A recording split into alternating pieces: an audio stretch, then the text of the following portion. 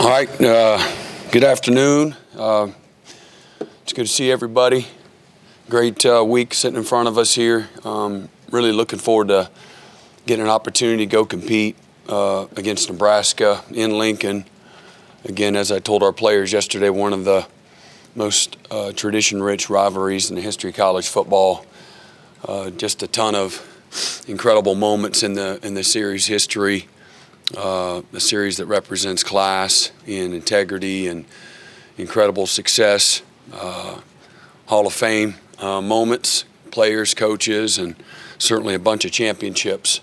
So it's going to be a real honor and really exciting to have a chance to go up to Lincoln, this weekend.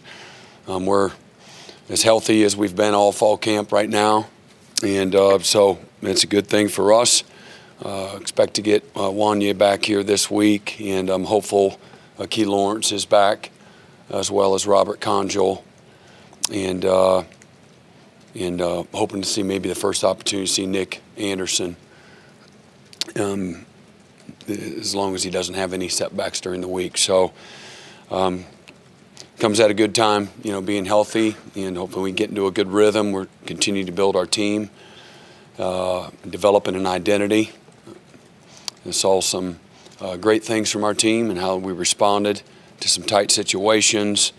We had a long way to go to be a championship caliber football team, but I do like the mindset of our players right now, their willingness to work, invest daily, having a one game at a time mindset, and just really focused on the task at hand. I see maturity and good leadership from our guys.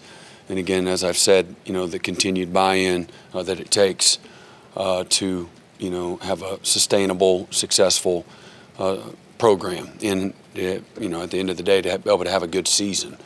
It's going to take that from our guys. So it's a tough, challenging stretch, these next several months. But I really like where our players are. From where we're at 2-0, haven't really accomplished anything, but we're making incremental improvement in a lot of things, and how we do what we do. Our guys are getting more and more comfortable with that. Our processes throughout the course of the week, and this will be our first opportunity to travel. So another small challenge, going on the road early game, staying an hour away. I like that because it gives our guys an opportunity to get, again, uncomfortable and an opportunity to grow through this. We're going to need all that, experience-wise, down the road. This won't be the last time we play early. None of that stuff matters, As exciting as it is an opportunity to be able to give our guys experience of playing in Lincoln, and, again, based on the history of this rivalry, at the end of the day, this is going to be about us and how we prepare, how we work, our ability to execute in a hostile, tough environment, and our guys to be able to play with confidence, poise, and maturity throughout the course of the week and on Saturday morning. So I'll open it up. Ryan Aber. Yeah, Brent, you mentioned that you expected Wanye to be available on Saturday. What have you seen from him with the way that he's handled being out the last couple weeks, and just what's the balance like of trying to work him back in or get him back in there when you've had a guy like Tyler Guyton step in and play this? Well, he's getting better work than he would if he was on a varsity. He's been on the scout team for the last 3 weeks, and so he's getting good on good work against good defensive ends. You go on the scout team and you're going to go against guys that aren't quite, at that level. And then when we go good on good, he's been able to work in there some as well. So he's shown, a good spirit about it, all things considered. And so I'm not sure if he's rusty. It's because he's, he got the jitters. Otherwise there should be no excuse. He's been working, at a high pace against good players for the last several weeks. Did you ask me something else? Okay. Mm-hmm.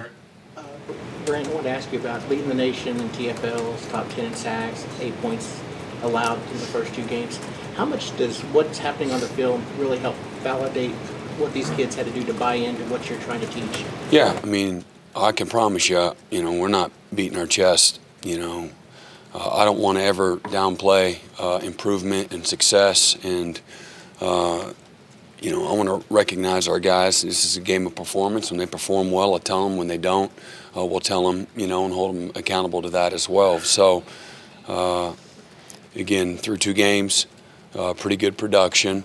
It's more about us. We're leaving a lot of meat on the bone, in my opinion. There's a lot more to be had and needs to be had. It certainly does, create a lot of more success you have. Things kind of work out like you said they would ahead of time. It does lend credibility. It creates a little more buy-in, a little more sense of urgency, a little less questioning if there was some. All of that, I think matters in how you're trying to build a culture and a system and, a mindset, the work that it takes, the grind that it takes. All great things in life come from work and a grind. And I don't want our guys to ever feel any other way. And you gotta, we're gonna have to earn it. Whatever we get, it's because of the work we either did or didn't put in. And I don't ever want our guys complaining about the results they don't get for the work they didn't put in. And so, again, good hard work. We're aggressive in a lot of our structure, and in some ways, lots of different ways to be aggressive. It's not just blitzing. What I've liked is some of the whether it's sacks or disruption that we've had is too, because our coverage has been, again, certainly far from perfect, but at times we've really complemented each other in the back end and the front end, where the quarterback's got to hold the ball a little bit longer. So, it's creating belief and buy-in is incredibly important. The faster you get that, the quicker you're going to have better results. So that's where we're at. Mm-hmm. Okay, this side, Cocker's Middle. Yeah, Brent, we lose R. Mason, Marcus, Kelvin during the course of Saturday's game. Not sure a lot of people noticed. How does that speak to the depth that Miguel and Todd have been able to build in such a short period? Well, yeah, I think it's they've done a great job. They certainly have, and we got a group of hungry guys. We don't have a lot of depth in this incredible experience, if you will, or a lot of snaps playing, but that we've got bodies, and the players have worked and have, again, bought into what they've asked them to do, and the coaches have done a nice job of continuing to develop them over the last 9 months. And so we're improving. Again, it'll be hopefully a process that we continue to improve all season long. And but obviously those are 2 good players that you just can't manufacture more good players. A guy like a Clayton Smith's going to have to step up, and we'll look at what other opportunities there are for maybe other players to play, on the edge as well. Far left, John Hoover. Yeah, Brent, with Wanye back in the fold this week and Robert Conjal healthy potentially for this week, what do you expect to see? What kind of improvement do you expect to see across the offensive line, and what level of improvement do they need to make after the first 2 games? Just everybody's got to get better. It's not just the offensive line. Everybody needs to get better in cohesion, chemistry, communication, awareness, fundamentals, toughness, finishing. All of those things, got to continue to get better across the board at every single position on the team. So how quickly, you get guys that haven't been together for a little while, how quickly do they gel and have the right kind of chemistry? Who knows? We'll work through that this week, and this weekend will be a great opportunity to continue to work on that. But again, whatever happens on Saturday, my expectation is in a month from now we're even better. So, hopefully we'll continue to improve. That's what it's about. So we need to. Second row right, Cliff Brunt. Hey, Coach, Nebraska's record in recent years aside, Lincoln, Nebraska can be a very tough place to play, very large crowd, very involved. What are you expecting in terms of atmosphere, especially given the energy surrounding the coaching change, and how do you prepare for it? Yeah, I think people will be on edge, and I think there'll be a lot of emotion in the stadium.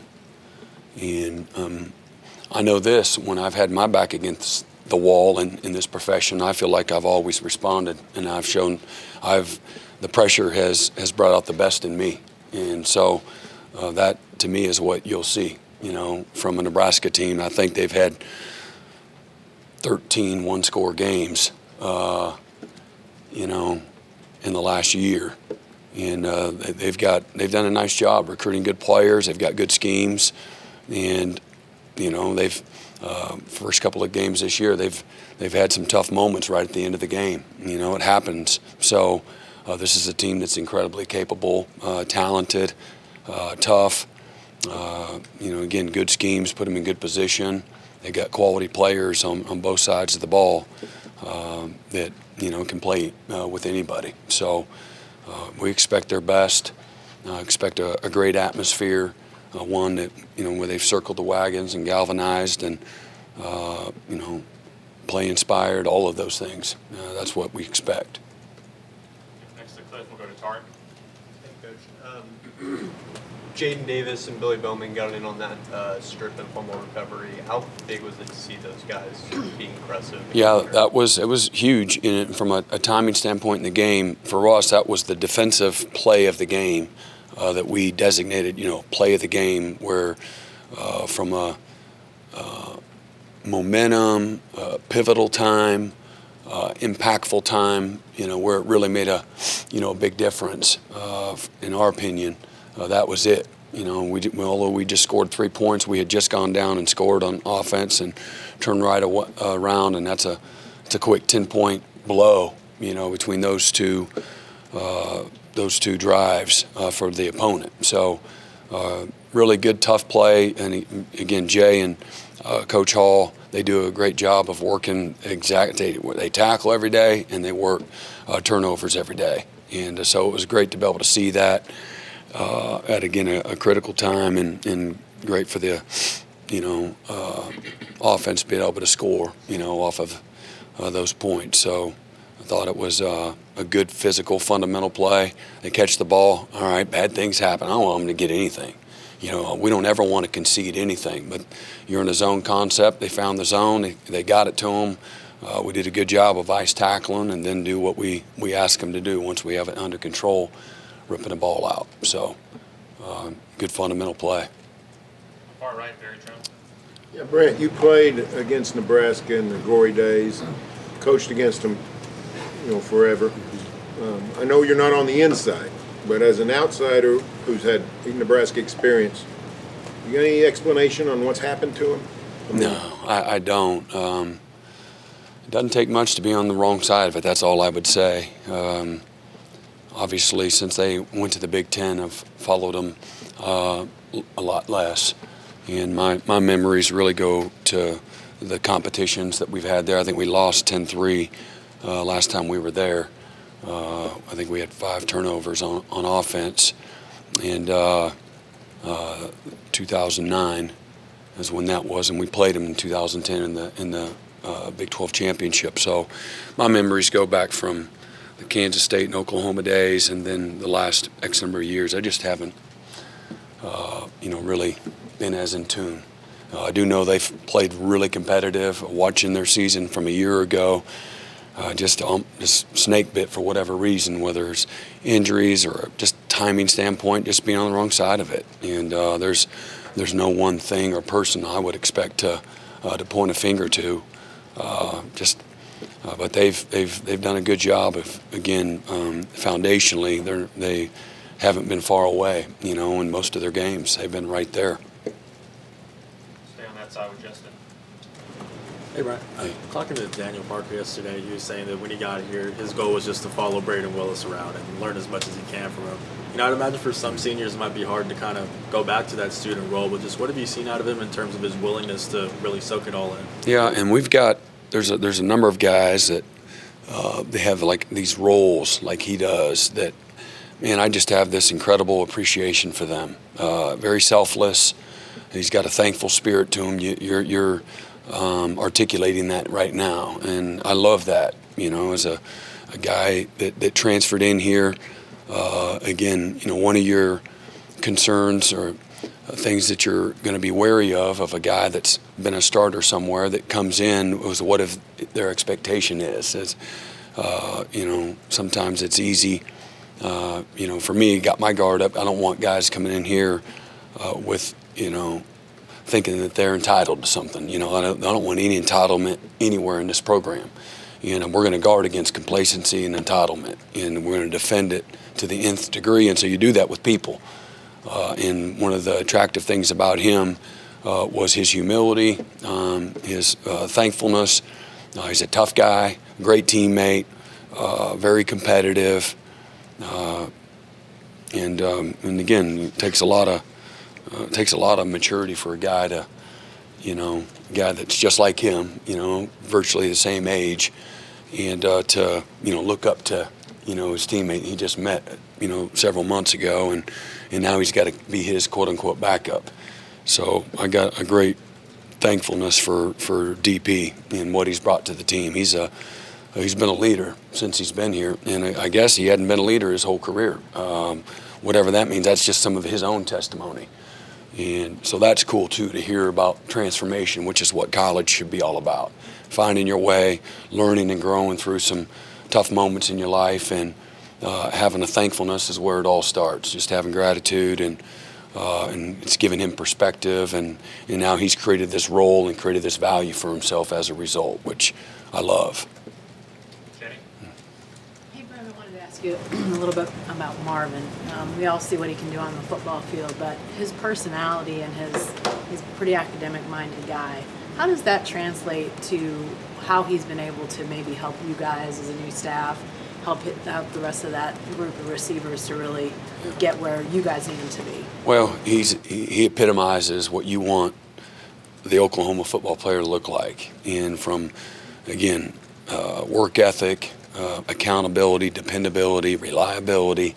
He's got all the abilities. He certainly has a lot of gifts.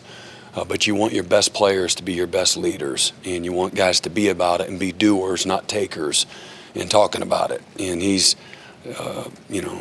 meek, but he's strong, and he's somebody that's got a great presence to him. But and you don't need to hear him talk, and he don't ever talk. But you don't need to hear him talk because he what he's all about is very loud.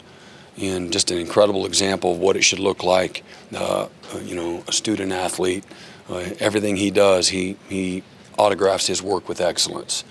And just really, I got a lot of respect and admiration for Marvin. And again, low maintenance. He's an over-deliverer. You can always count on him, and don't want to take him for granted, whatsoever. He's what it's all about. And he makes everyone around him better because of, again, his presence.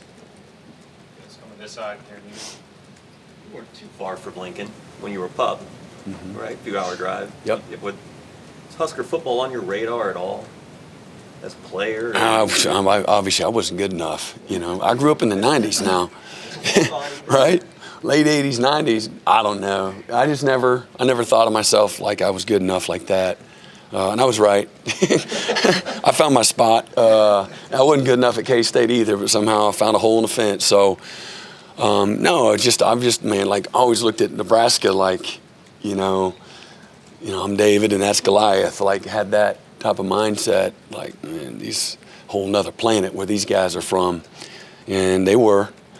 And so, that's how I always just looked up to them like that, But everybody has their spot, I had a good perspective of where I was as a player, but just always have had admiration and respect. Coach Osborne is classiest, one of the classiest coaches to ever coach in the game, and in the program, everything that it represented: strength, toughness, power, speed, just excellence, and consistency for such a long period of time. So really, and then when you go there, Lincoln is a really, again, a lot of pride in the community, certainly on that campus, and very clean. Everything is just spotless, it's a cool thing,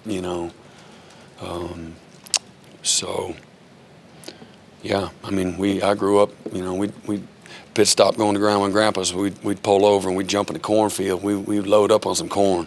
I guess that's stealing, but I thought it was free because there was no store and, no signs, but that's what we did. We got us some sweet corn.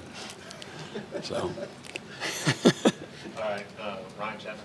Brent, we were talking to Jaden last night, Jaden Davis, and he talked about how essential like Jay Bly's been in helping rebuild that confidence. What does that look like from a coaching perspective to kind of pour into those guys through the offseason when you haven't had games where you guys are actually coaching them? Yeah, I'm really proud of Jay, the impact that he's had with his group of guys, and I'm proud of the players for the work. I love watching them practice.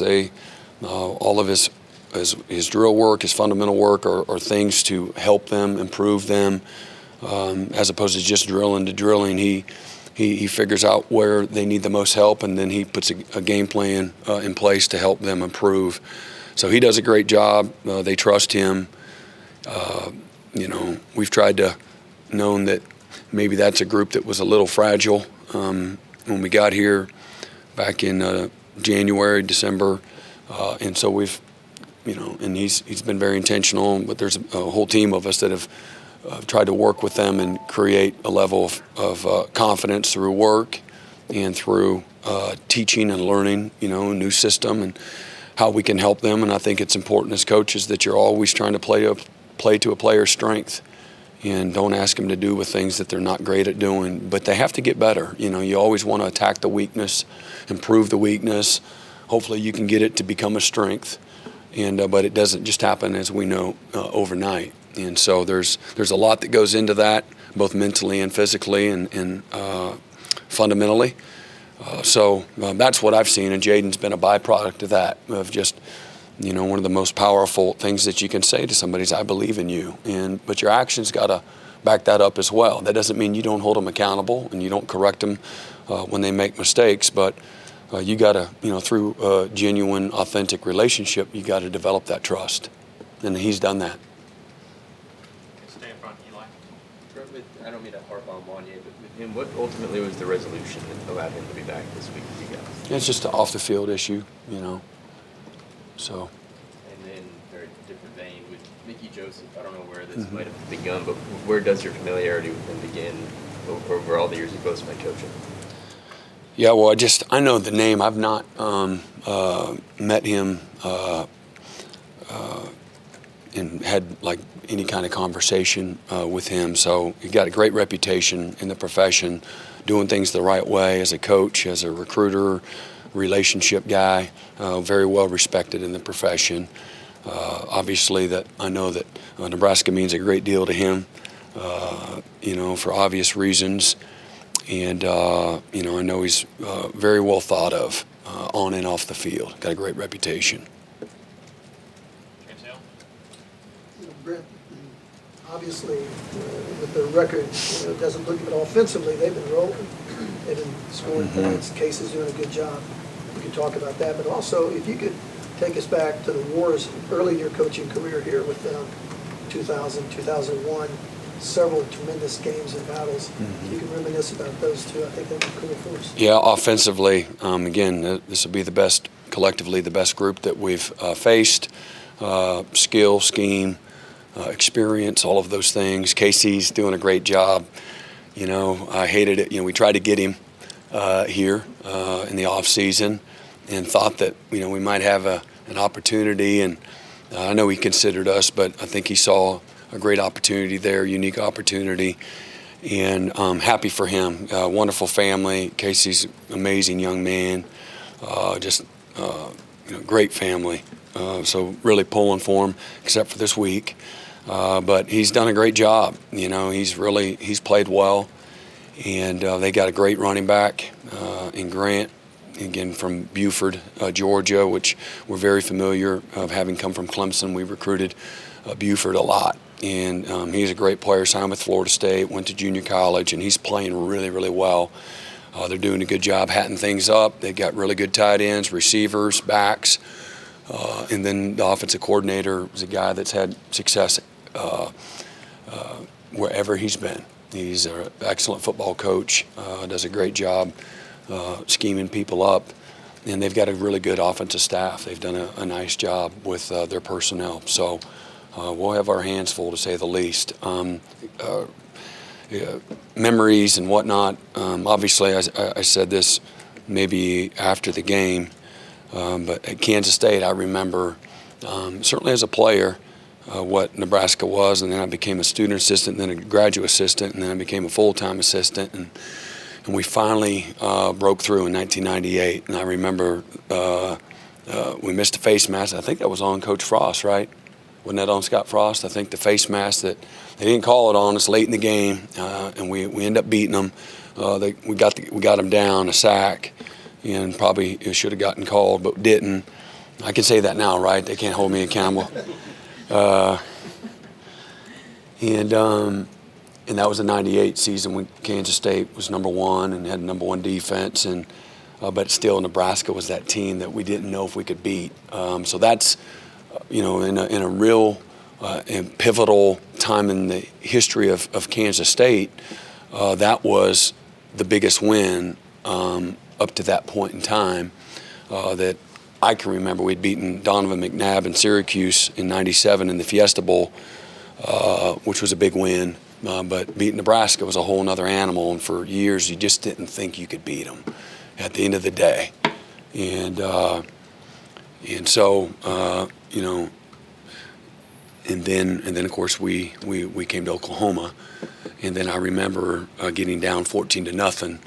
And Coach Stoops bringing us over, and I think Crouch was maybe the quarterback then, and they were running the option, and we had over-pursued a few times, and they went right down, pow, pow, man, just body blow, uppercut, and we were just laying it on the ropes. And Coach Stoops coming on, let's go, we're all right, just slow it down. And surely it can't be that easy. But he was right, and then we went 31 unanswered, really.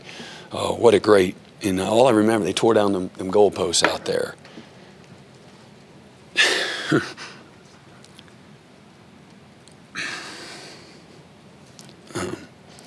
So they tore down the goalpost in Norman, Oklahoma, which we know they don't do. And I remember I'm ashamed now because I wasn't celebrating. I'm like thinking, we just, whatever, it was 1 versus 2, and I'm literally thinking, I got to get home. I got to get sleep because we got to. I can't remember his case, Kansas or somebody the next week. We're going to get beat next week if I don't get home. So I'm literally driving through campus on the sidewalks. I got to get home. All these crazy people, celebrating, and I got to get some sleep because I always like my role was the most important role. That's how I always felt, and so that was a cool moment. It was a really. But I'm ashamed because I didn't take any opportunity to soak it in. I just didn't. And that's a dysfunctional place to be when I'm not really. Anyway, that's what I remember about that. And then in 2001, going up there and Jason getting hurt, I think for the second time, and that was maybe a 1-score game. We had a really good defense in 2001, and another great tough game. And then 2005, I remember going there. My mom passed away on Wednesday, and my man Rufus and whoever else, we had a bunch of sacks. I think we had 8 or 9 sacks up the A-gap. So I remember that one real well, and we won that game. And then lost a tough one, I think 10-3 in 2009, and then had a great win. Played him in the Big 12 championship in, was that 6? With the head coach of the Bengals, Zach Taylor, right? And we played really good in that one. I remember that. And in Kansas City, and then in 2010 in Arlington. So a lot of great memories, a lot of tough losses. Tough moments as a young coach too, and so I got in my own space, got a lot of really cool moments. I was very fortunate to be, a part of those. Mm-hmm. Okay, Brandon Drum, second row. Yes, sir. You talked about Casey just a second ago, and how talented you guys try to bring him in. But can you talk about the challenges that he brings to you guys defensively? And did last week's game, quarterback play, similarities, how they can move around the pocket, kind of slithery, does that help y'all prepare for him this week? Or? Yeah, I mean, those are players that can throw it and run it, and they got size and strength. They're hard to defend at every level. So you hope that having experience helps you a little bit, improve. But Casey's done a great job. Again, he can improvise, he can extend plays, he does a great job. He's made some plays down the field where it looked like he was dead to rights. He's a winner, he's been a winner his whole life. I can't really explain whatever happened at Texas to make him want to transfer in the first place. I don't know. I literally don't know. I've never had that conversation with him. Doesn't really matter, so I haven't spent any time with that. But very talented, and it comes from, that's a heritage of that family. Competitive, tough, instinctive, winner, leaders. So he's talented. On top of that, but he's very confident. And then he's in a system where the coordinator, he's a really confident guy too. Really good coach fundamentally, and puts him in a position to be successful. So.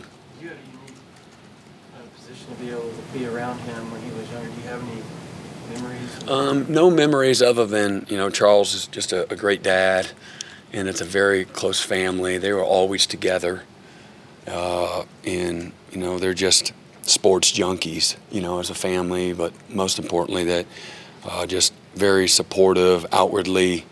They were always there to, together. The family's just always together. When I first went on a trip, I think I might have been going back to Clemson on a weekend, and one of the first times maybe it was the first time I was leaving, and I was flying out of OKC, and I saw Charles. And then days later, maybe hours later, Casey got in the portal, and we were back on the phone again immediately. But just a neat, great family. Okay, in the back, Lee Benson. Coach, you mentioned a few times in the offseason about how you have a lot of players that haven't taken a snap at OU, and now they have now. But that also probably means they haven't played any big games atmosphere-wise on the road, kind of like Nebraska coming up. So someone like you, that stresses preparedness and being ready for everything. How can you prepare for something like that, or do you have to just be in it to kind of get that experience? No, I think you got to go through it. You talk them through it. You create a vision for it. So there's nothing like being in it, but we got to do a great job of mentally getting them ready for it. And again, focus on us, focus on Oklahoma, being inside out, control what we can control. And again, I've always had this, you got to play great on defense in the kicking game, obviously. Don't make things easy on them from a turnover standpoint. And you take the crowd out of the game by playing well. You want to have the kind of environment that you like. You got to play well. So that helps you as well. But again, really making it about us more than anything. But you don't want to surprise them either. So educating them as well, whether you're piping in the sound for practice and how to operate and things of that nature. Okay, two more. We'll go to Austin Cartwright and then Curtis Fitzpatrick. Austin.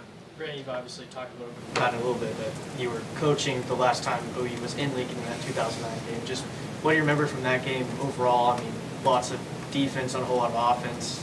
Just obviously Dom Kent and Prince Mukamara, Landry's, was a freshman. Just what do you remember from that? Yeah, I mean, obviously, they had an amazing defense. I think our offense, we had done pretty well. We just kept turning the ball over. But Nebraska is really good, on defense, and we were really good on defense as well. So I think they had under a couple hundred yards, and our offense had a little over 300, but we had 5 turnovers. So that's a recipe for L, and we lost 10-3.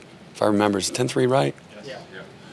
And it's just a tough environment. But, man, you get so into the game and the play and the alignment and the execution or lack of, you really, once the game starts, you really everything goes really like white noise quiet, you know. That's how it's always been for me. So, but you know, I always take 30 seconds to, you know, check it out. And like, all right, this is what it is. So, you know, like I said, it's full. Their fans are very loyal, very passionate, very similar to here. You know, for the longest time they had and I don't know if it still holds true, but they had maybe the most consecutive sellouts of anybody in college football. Does that still hold true? Are they still? Yeah, it's still active. What is it? It started like 63. Yeah. How many games? That's crazy. Is that crazy? That's cool though. I mean, that's super cool. You know, I'm a loyalist, and that's what it looks like. You know, and you know, even through some tough moments. You know, I don't know. I wasn't here in the 90s when we had gone maybe 4 years without going to a bowl game. Was it full? Was every? Okay, so the only reason I say that is not to throw that in our own face, but you know, that's probably more like what most places would be like. Oh, we're not going if we ain't winning, right? But there, you know, they're still going to show up, right? So that's pretty cool. That's uncommon. You didn't know it at the time that they were going to Big Ten. Is it weird looking back knowing that that game maybe didn't get a proper send-off, maybe the way that rivalry should? I don't know. We gave them the proper send-off in championship game. That's one way to look at it. I'm not being whatever. I'm not like cocky. I'm not like that. But that is what happened. So. By the way, Brent, I think Saturday will be 385. Jeez, that's amazing. That's a lot, right? And you said it's in 63? 63. Yeah, that's that's awesome. So, again, to me, that's like to be able to go compete, coach, whatever in that environment. You know, that's talk about a cool moment. That's, if you love the game, you know, that's what it's about. Okay, last one, Curtis. Yeah, Brent, another thing on Casey, when you're scouting him, breaking down his game, are you most focused on what's going on this year with him in this scheme, or do you dive back into what he was doing at Texas and look at him? Yeah, I don't know. Probably should, but it's really, you know, what he's done, you know, this year. And he's like, again, there's a lot of dual threat mobile quarterbacks, you know, that is more normal than abnormal, you know, when, I don't know, there's more. Remember Brad Smith, that was kind of a big deal, remember, at Missouri. And I'm just trying to go back and think. Of course, we had played a Tommy Frazier, and so he was in that system was, you know, and then you had, you know, when Vince Young, he was like one of those super freaks. And that was 2004, 5, 6. You know, you really just think about all the different mobile quarterbacks you've faced, you know, through the years. You know, there's been a bunch of them, a whole bunch of them, and they're all tough. And then you got qualities like he's a winner, he's a leader, he believes in himself, so he plays with a lot of confidence. You know, you'd really rather, you know, have an athletic dual threat guy that's a scatterbrain, you know, and he's not like that. You know, he's kind of that stealth bomber mindset, which I love and respect. So, to me, it just makes you creates another level of you know, heightened sense of awareness from a defensive standpoint. And you better, you know, you got to have a good game plan, and they got good schemes to get guys open and create issues and put you in a lot of conflict too. They're not just out there 2x2 and throwing hitches, you know, with a zone read. That's not, well, they do that, they'll do that some, but they've got a very good system. It's tough to defend. Thank you, Coach. All right, y'all have a great day.